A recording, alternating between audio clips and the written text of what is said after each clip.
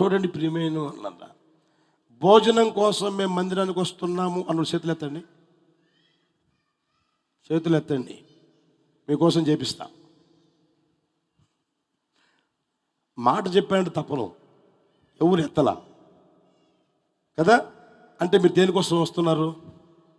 గట్టిగా చెప్పండి, దేనికోసం వస్తున్నారు? దేవుని వాక్యం కోసం వస్తూ ఉన్నారు, అవునా కదా. కొంతమంది ఉంటారు, ఎవరు తెలుసుకోవాలంటోళ్ళు, అన్న భోజనం పెట్టట్లేదే అంటే ఇటు దేనికోసం వచ్చినాడు? నోరు తెరవండి,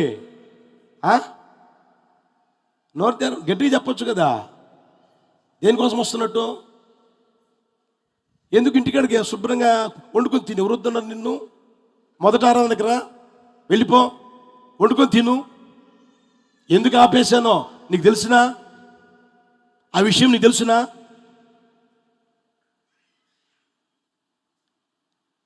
నా దగ్గరికి రా, అడుగు, నేను చెప్తా.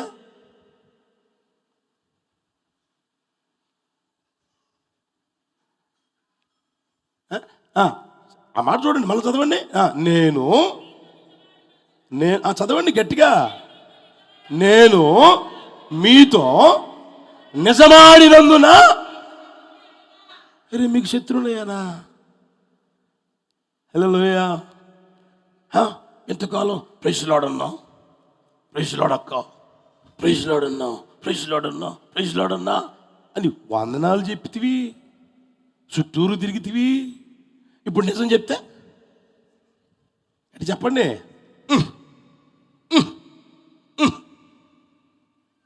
నష్టం నాకు కాదు,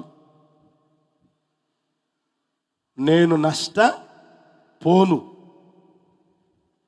ఎప్పుడైనా అది చిన్న కూటమా పెద్ద కూటమా, లేదా సభ, లేకపోతే ఆదివారమా గురువారమా, ఏ కూటమైనా దేవుడు నాకు ఇచ్చిన వర్తమానం, దేవుడు నా నోట పెట్టిన మాటలు మీకు చెప్పకుండా ఓడను. ఎవరు ఏమనుకున్నా నాకు ఇబ్బందిలే, అర్థమవుతుందా? మీరు మందిరానికి వచ్చినా ఇదే వాక్యం, రాకపోయినా చెప్పండి, వాక్యం మారదు, వాక్యం మారదు. అది దేవుని వాక్యం, అది మారదు.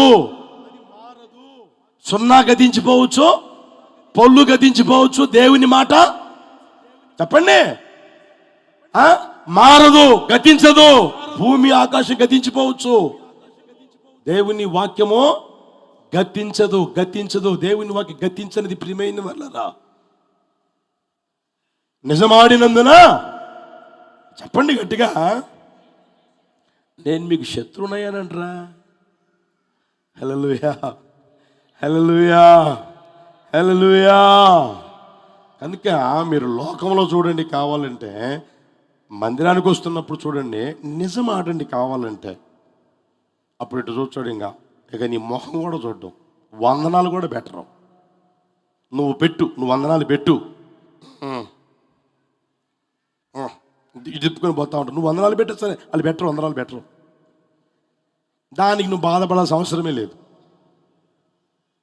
నీకు సమాధానం ఉండే చాలు, వాళ్ళతో నీకు సమాధానం ఉండే చాలు, నువ్వు బాధపడాల్సిన అవసరం లేదు. అరే వందనాలు పెట్టినా కూడా చెప్పండి పెట్టడం లేదే ఎందుకని అని ఏమీ నువ్వు అలగాల్సిన అవసరం లే, దిగులు పడాల్సిన అవసరం లే, బాధపడాల్సిన అవసరమే లే. నీ పన్ను చేసుకుంటావు. హల్లెలూయా, హల్లెలూయా. యేసై ఉన్నాడు, యేసే పని యేసై చేసుకుంటా పోతానే ఉన్నాడు. ఒక మాట చూడండి, మత్తయి సువార్తమానం 5:11. మత్తయి సువార్తమానం 5:11.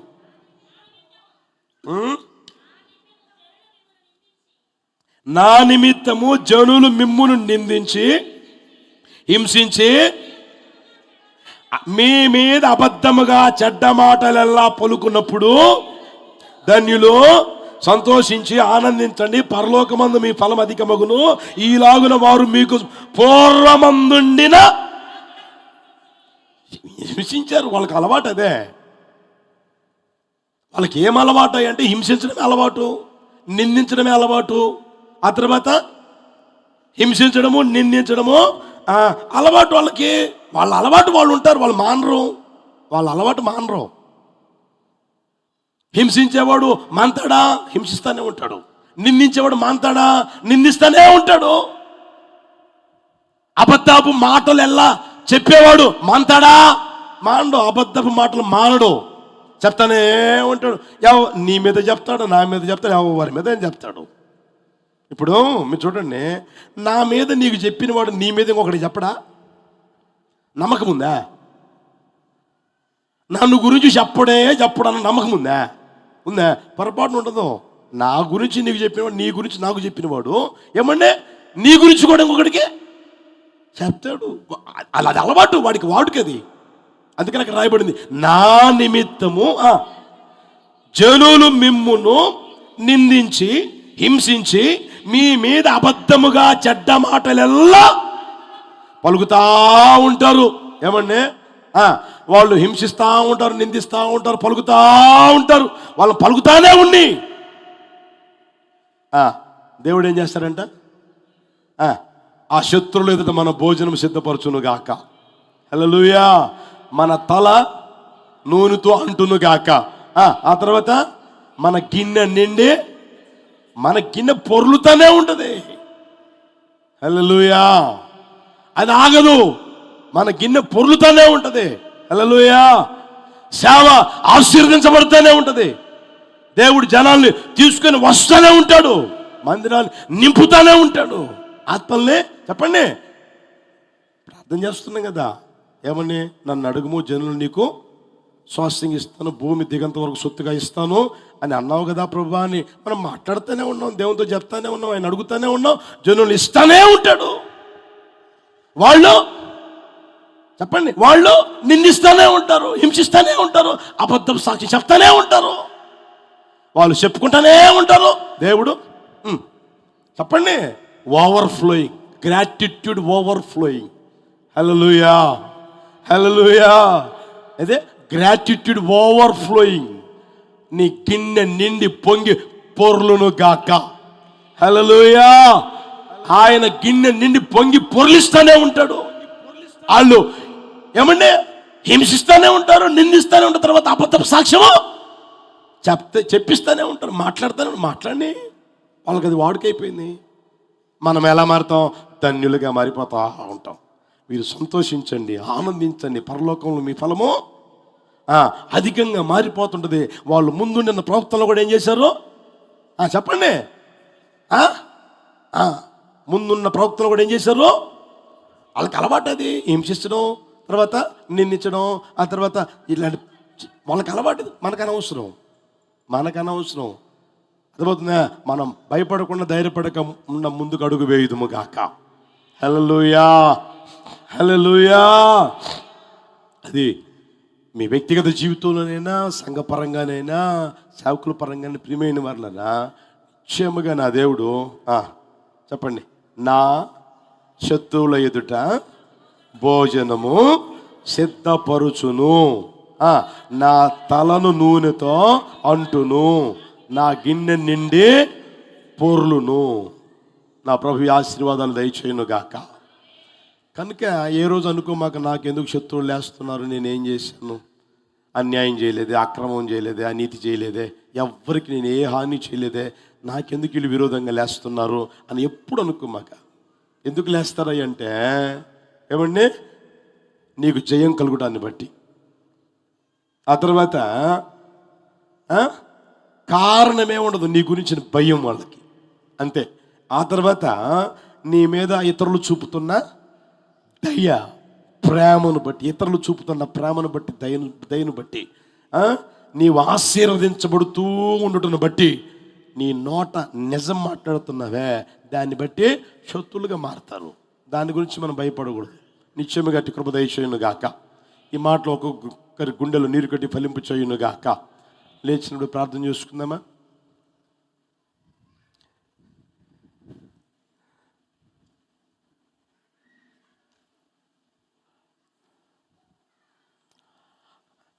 మార్కు సువార్త మనం 3:5 కూడా చూస్తే, మీరు రాసుకున్న తర్వాత చూసుకోండి, ఇంటికి వెళ్ళి చదువుకోండి. పరిసయ్యులు వెలుపలికి పోయి వెంటనే హేరోదీయులతో కలుసుకొని ఆయనను ఎలాగూ సంహరింతుమా అని ఆయనకు విరోధంగా ఆలోచన చేశారట. అక్కడ ఎందుకయ్యా అంటే ఆయన దగ్గరికి వచ్చిన ఆ వ్యక్తిని బాగు చేశాడు. కొంతమందిని పరచుటను బట్టి, కొంతమంది తృప్తి పరచ లేకుండాటను బట్టి విరోధులుగా మారుతారు. అర్థమవుతుందా? నువ్వు ఉన్నావు, అందరినీ తృప్తిపరచగలవా? చెప్పండి. యేసు ప్రభు నాడు అందరిని తృప్తిపరిచాడా? ఎవ్వరు నేనైనా సరే, మీరైనా సరే, అందరిని ఎవ్వరు తృప్తిపరచలేరు. అర్థమవుతుందా? తృప్తిపరచకుండుటను బట్టి శత్రులుగా మారుతారు. ఇంకొకటి కూడా మీకు గుర్తు చేస్తాను చూడండి. కీర్తన 69:4 కూడా ఉంది, నిర్నిమిత్తముగా నా మీద వారు పగబట్టారు, నా తల వెంట్రుకల కంటే విస్తారముగా ఉన్నారు అని రాయబడింది. నిర్నిమిత్తముగా అంటే దేవుని గూర్చి చెప్పుటను బట్టి, దేవుని గూర్చి నువ్వు చెప్తా ఉండు, పగబడతారు. నేను మనం అనుకుంటా, బైబిల్ అన్ని తీసి పెట్రోల్ బస్సు కాల్చారు చూసారా? వాళ్ళు ఏం చేశారు? ఏ అన్యాయం చేశారు? ఏ అక్రమం చేశారు? దేవుని గురించి ప్రకటిస్తూ ఉన్నారు, దేవుని గురించి చెప్తా ఉన్నారు, అంతే. దాన్ని బట్టి ఏమండి శత్రువులుగా మారుతూ ఉంటారు. దానికి నువ్వు కంగారు పడాల్సిన అవసరం లే. మోకరించగలిగితే మోకరించండి, లేచి నిలబడితే లేచి నిలబడండి. మొత్తం మీద చేతులు ఎత్తి ప్రార్థన చేసుకుందామా? ఒక్క క్షణం చిన్న ప్రార్థన చేసుకోండి.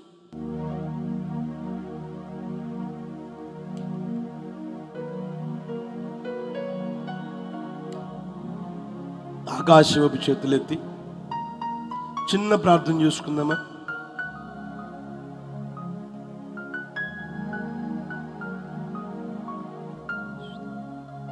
హల్లెలూయా. చేతులెత్తండి. కాస్త పెదవులు కూడా విప్పితే మంచిది. ఆ స్థితిలోనికి దేవుడు తీసుకురావాలని ఆశపడతా ఉన్నా, సేవకునిగా కోరుకుంటా ఉన్నా. మౌనంగా ఉండడం కాదు, నీ స్థితిని ప్రభుతో చెప్పుకో, ప్రార్థన చేసుకో. నీ స్థితిని ప్రభుతో చెప్పుకో, ప్రార్థన చేసుకో. హల్లెలూయా, హల్లెలూయా, హల్లెలూయా. నా శత్రువుల ఎదుట అనండి, నా శత్రువుల ఎదుట నీవు నాకు భోజనము సిద్ధపరచుదువు, నూనెతో నా తలాంటి ఉన్నావు, నా గిన్నె నిండి పొర్లుచున్నది. నిశ్చయముగా నా దేవుడు ఆ కార్యం ఒక్కొక్కరి జీవితంలో చేయునుగాక, నిశ్చయముగా చేయునుగాక, నిశ్చయముగా చేయునుగాక. యేసు నామములో నీ శత్రువుల ఎదుట నీకు భోజనం సిద్ధపరచునుగాక. యేసు నామములో నీ తల నూనెతో అంటునుగాక. నీ గిన్నె నిండి పొంగి పొర్లునుగాక, నీ గిన్నె నిండి పొర్లునుగాక. యేసు నామములో నీ గిన్నె నిండి పొర్లునుగాక, పొర్లునుగాక, పొర్లునుగాక. హల్లెలూయా, హల్లెలూయా. దేవుడు కాపరిగా ఉన్నా, దేవుడు తోడుగా ఉన్నా, దేవుని ఆశీర్వాదాలు నీకు దయచేసి నువ్వు అనుభవిస్తూ ఉన్నా, శత్రువులు ఉంటారా? ఉంటారు. దేవుడు కుడి ప్రక్కన ఉన్నా కూడా శత్రువులు ఉంటారు. నాకెందుకు శత్రువులుగా మారుతున్నారు, ఎందుకు ఉన్నారు అని ఎప్పుడు నువ్వు అనుకోవాల్సిన అవసరం లేదు. ఎందుకు మారుతారు తెలుసిన? శత్రువులుగా. మిత్రులు శత్రువులుగా ఎందుకు మారుతారు తెలుసిన? నీకు జయం కలుగుతుంది, వాళ్ళకి అపజయం కలుగుతా ఉంది. నువ్వు జయాన్ని పొందుకుంటా ఉన్నావు, అందుకని వాళ్ళకి అపజయం కలుగుతుంది. అందుకని వాళ్ళు నీకు శత్రువులుగా మారిపోతారు. అంత మాత్రమే కాదు ప్రియమైన వాళ్ళారా, నిన్ను గూర్చిన భయం, నీవేమీ చేయకపోయినా, నీవేమి అనకపోయినా, నీ గురించిన భయం, నీ పిల్లల గురించిన భయం, ఏమో చేసేస్తావేమో, ఏమో అయిపోతుందేమో అన్న ఆ తొందరపాటు, ఆ భయం నిన్నేం చేస్తున్నాయి అంటే శత్రువుగా మారుస్తుందేమో. వాళ్ళు నీకు శత్రువులుగా మార్చబడ్డారేమో. నీ మీద చూపుతున్న ప్రేమను బట్టి, దయను బట్టి, నీవు ఆశీర్వదించబడుతూ ఉండుటను బట్టి, నీవు దినదినం ఆశీర్వదించబడుతూ ఉండుటను బట్టి, నీవు నిజము చెప్పుటను బట్టి, నిజమాడుటను బట్టి శత్రులుగా మారారా? నీవు కొంతమందిని తృప్తిపరచగలుగుతున్నావు, కొంతమందిని తృప్తిపరచలేకపోతున్నావు, దాన్ని బట్టి శత్రులుగా మారారేమో. నీవు దేవుని గురించి చెప్పుటను బట్టి శత్రులుగా మారారేమో. అయినా సరే నా దేవుడు నిశ్చయముగా నీ గిన్నె నిండి పొంగి పొర్లేటట్లుగా చేయునుగాక. ఆయన్ని శత్రువులు ఎదుట నీకు భోజనం సిద్ధపరచును గాక. నీ తలను నూనెతో అంటును గాక. నీ తలను ఆయన నూనెతో అంటును గాక. ఓ గాడ్, హల్లెలూయా, హల్లెలూయా, హల్లెలూయా, హల్లెలూయా. బిగ్గరగా కొట్టేది బిగ్గరగా కొట్టి ప్రభువుని స్తుతించండి, ప్రభునామాన్ని గణపరచండి, ప్రభునామాన్ని ఆరాధించండి, ప్రభునామాన్ని మహిమపరచండి, ప్రభునామాన్ని మహిమపరచండి. శత్రులుగా మారిపోతున్నారని దిగులు పడకు. దేవుడు నీకు తోడుగా ఉన్నాడు. ఆయన నీకు భోజనము సిద్ధపరుస్తాడు. నీ తల నూనె తాగుతాడు. నీ గిన్నె నిండి పొంగిలేటట్లుగా చేస్తాడు. ప్రియమైన వాళ్ళరా, వాళ్ళు అలాగే ఏడుస్తూనే ఉంటారు. అసూయ పడతానే ఉంటారు. నిన్ను చూసి దిగులు పడుతూనే ఉంటారు. నా దేవుడు మనల్ని ఆశీర్వదించును గాక, మనల్ని ఆశీర్వదించును గాక, మనల్ని దీవించును గాక, సంఘాన్ని దీవించును గాక, సేవను ఆశీర్వదించును గాక.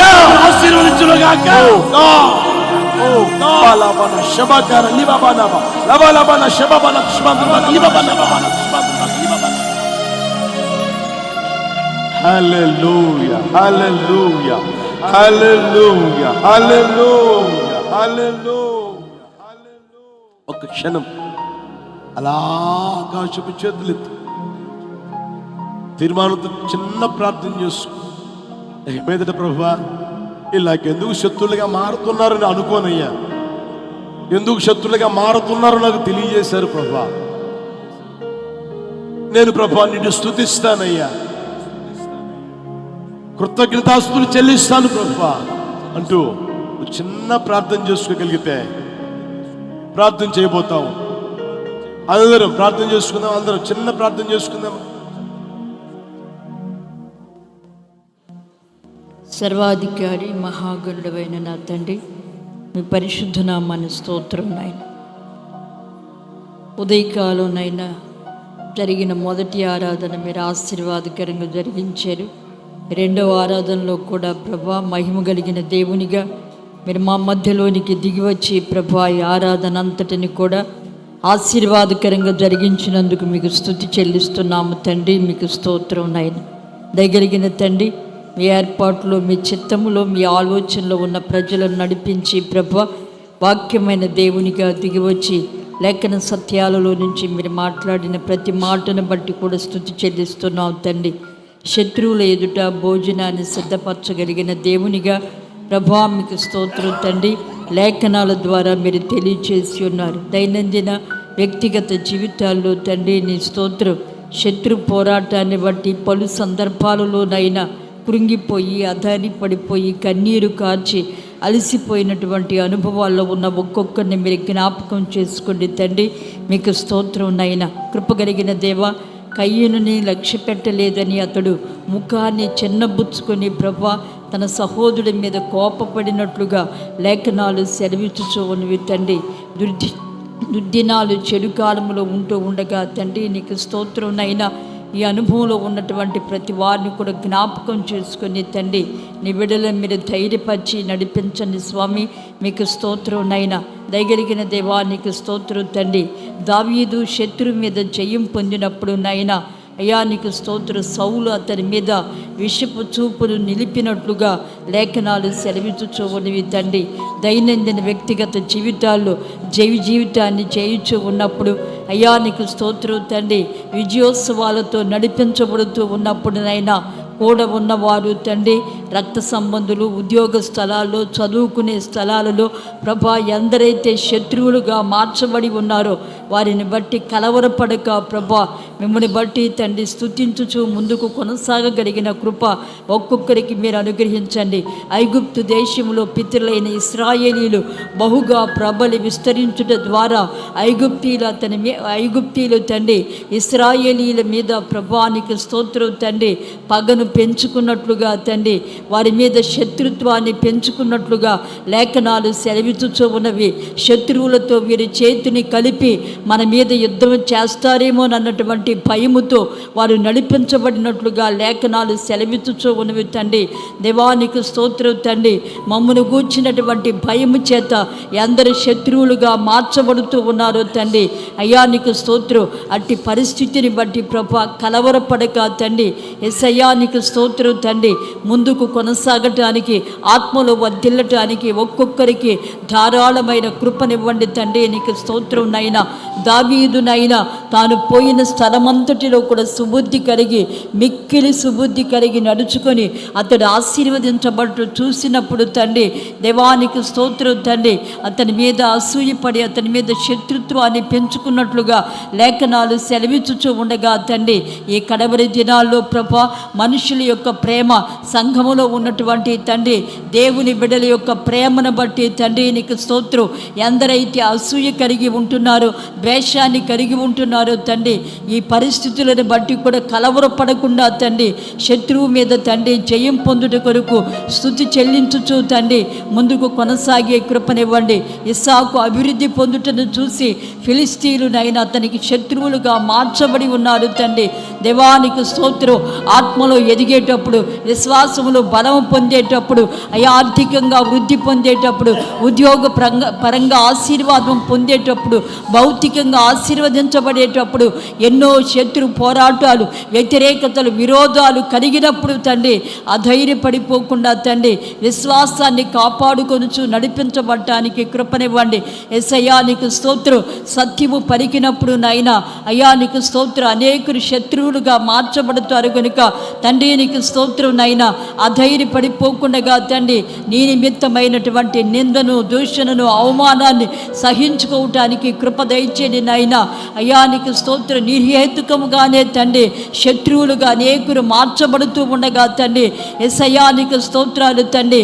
వీరందరి ఎదుట కూడా ప్రభా మీరు భోజనాన్ని సిద్ధపరచగలిగిన దేవుడు, తల నూనెతో అంటగలిగిన దేవుడు, గిన్నె నిండి పొంగి పొర్లేటటువంటి ఆశీర్వాదాన్ని కలుగ చేయగలిగిన దేవుడు. ఈ అనుభవాల్లో నడిపించబడుతూ, కన్నీరు కారుస్తూ, వేదన పడుతూ, దిగుడు పడుతూ నీ సన్నిధికి వచ్చినటువంటి ఒక్కొక్కరి తలను పైకెత్తని నాయన, ఒక్కొక్కరి జీవితాలలో తండ్రి గొప్ప ఆశీర్వాదాన్ని, ఆకాశాన్ని తెరచి నాయన, గొప్ప దీవెనని బిడ్డల మీద కృమ్మరించని నాయన. యేసయ్యా ఉన్నతమైనటువంటి అభిషేకాన్ని బిడ్డలకు దయచేయండి. ఆత్మ బలాన్ని ఇవ్వండి, శరీరాల్లో క్షేమాన్ని ఇవ్వండి తండ్రి. ఉన్నతమైన ఆశీర్వాదాన్ని పొందుకొని శత్రువుల ఎదుట దీవెనకరంగా బిడ్డలు నడిపించబడి మీ రాక కొరకు సిద్ధపడే కృప దయచేయండి నైనా. ప్రత్యక్ష ప్రసారాలు పాలు పంపులు పొందిన కుటుంబాలను కూడా దయతో మీరు ఆశీర్వదించమని, శత్రు భయాల్లో నుంచి విడిపించి మహిమ కలిగిన నీ రాక కొరకు సిద్ధపరచండి.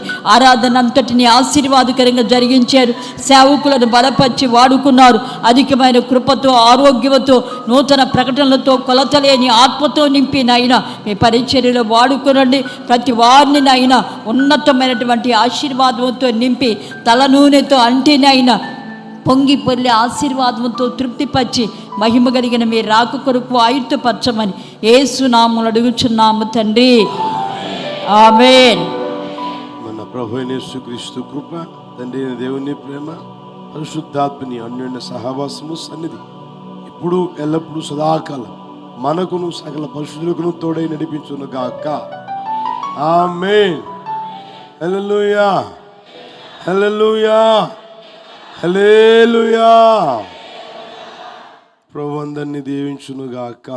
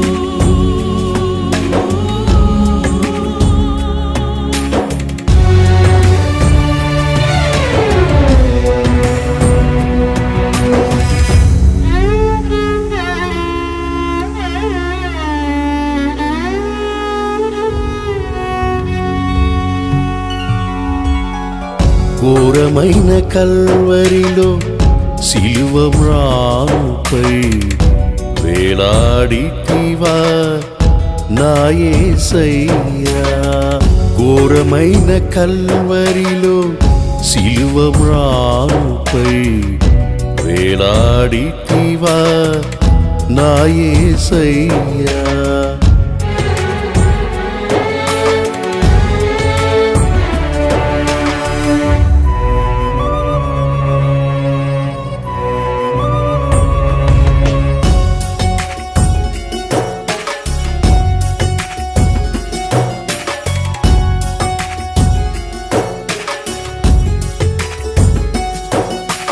నీవు కాచిన రుధిరధారలే నా రక్షణ ఆధారము. నీవు పొందిన గాయములే నా స్వస్థత నిలయము.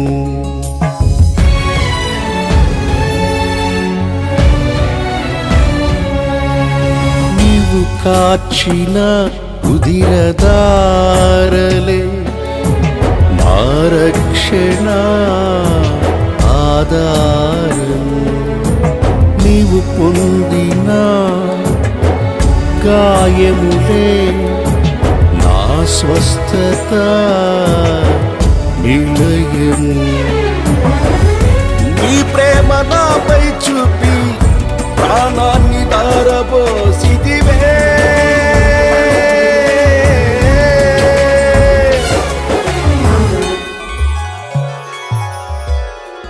ఘోరమైన కల్వరిలో సిలువ మ్రానుపై వేలాడితివా నా యేసయ్యా.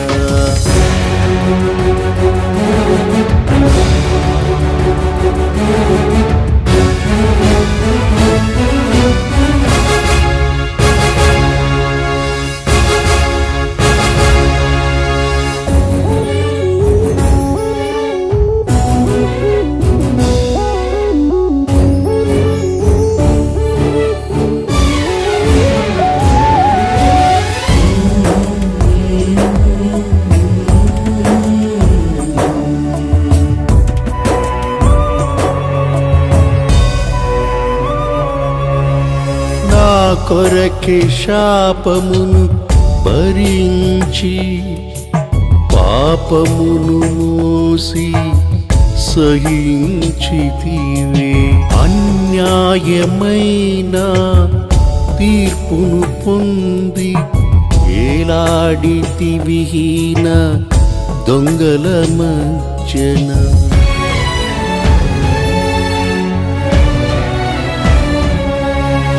నా కొరకే శాపమును భరించి పాపమును మోసి సహించితివే. అన్యాయమైన తీర్పును పొంది ఏలాడితివిహీన దొంగల మధ్యన.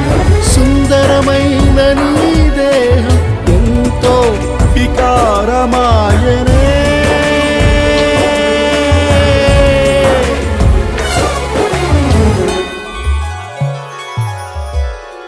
ఘోరమైన కల్వరిలో సిలువ మ్రానుపై వేలాడితివా నా యేసయ్యా.